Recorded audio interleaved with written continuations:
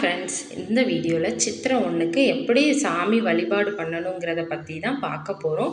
இந்த கொஞ்சம் பொருட்களை வச்சு நம்ம சாமி கும்பிடுறனால அந்த வருடம் முழுவதுமே நமக்கு நல்ல செல்வ செழிப்பும் ரொம்ப மங்களகரமாகவும் ரொம்பவே நல்லா அந்த ஆண்டு போகணுங்கிறதுக்காக தான் இப்படி ஒரு வழிபாடு பண்ணுறோம்.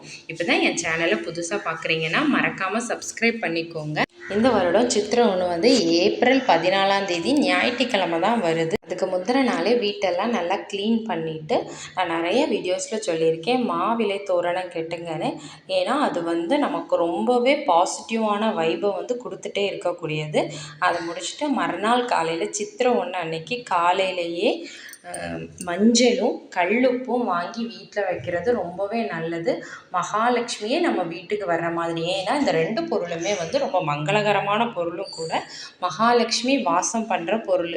அதனால இந்த 2 பொருளையும் நம்ம ஒரு புத்தாண்டு அன்னைக்கு வாங்கும்போது நம்ம வீட்டில் எப்போவுமே செல்வம் செழிப்போடு இருக்கும். மகாலட்சுமி வாசம் செய்வாங்கங்கிறது வந்து ஒரு ஐதீகம் இருக்குது. இந்த நாளில் வந்து இப்படி சித்திரை கனி காணுதலில் வந்து இந்த கேரளா சைட்லாம் வந்து சொல்லுவாங்க, கொண்டாடுவாங்க. அது ரொம்பவே சிறப்பு வாய்ந்தது. அதை நீங்களும் பண்ணி பாருங்கள். இப்போ எல்லாருமே பண்ணலாம். அது நிறைய பழங்கள், அப்புறம் பூ, நகைகள் இதெல்லாம் வாங்கி வச்சு கும்பிடுறது தான் இது வழக்கம். எப்படின்னு சொல்லுவேன். இந்த 3 பொருளும் தான் ரொம்ப முக்கியம். மா, பலா, வாழை.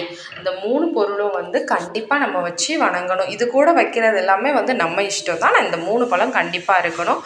அதே மாதிரி எலுமிச்சம் பழமும் ஒரு பழம் கண்டிப்பாக வச்சுக்கோங்க. அப்புறம் நம்மகிட்ட இருக்கக்கூடிய காசு கெட்டாவும் வச்சுக்கலாம், சில்லறையாகவும் வச்சுக்கலாம். காசு எடுத்து அது மேலே வச்சுக்கணும்.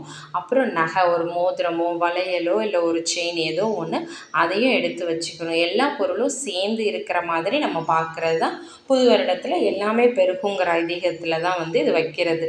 பூ, பழம், அப்புறம் வெத்தலை பாக்கு, காசு, நகை இது எல்லாத்தையும் வந்து ஒரு கண்ணாடி, நம்ம வீட்டில் இருக்கிற கண்ணாடியை வச்சு அதுக்கு முன்னாடி இது எல்லாத்தையுமே ஒரு தாம்பாள தட்டில் வச்சு நம்ம வச்சுட்டு இதை வந்து முந்தின நாள் நைட்டே வச்சிடணும். ஆக்சுவலாக வச்சுட்டு மறுநாள் அன்னைக்கு சித்திரை 1 அன்னைக்கு காலையில் இந்த பொருட்கள் மேலே நம்ம கண்ணை வந்து விழிக்கிறது ரொம்ப நல்லது.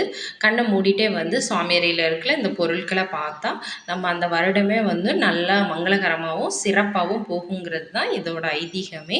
பெரியவங்க முதல்ல இதில் கண் விழிச்சிட்டு அதுக்கப்புறம் நம்ம குழந்தைங்கள் எல்லாம் வந்து நம்ம கையாலேயே கண்ணை மூடி கொண்டு அந்த சாமி அறையில் இருக்கிற இதை பார்க்க வைக்கிறது ரொம்ப சிறப்பு. அப்புறமா குளிச்சுட்டு வீட்லேயும் சாமி கும்பிட்டுட்டு கோயிலில் போயும் சாமி கும்பிட்டுட்டு வர்றது அந்த ஆண்டை வந்து ரொம்ப சிறப்பாக வச்சு.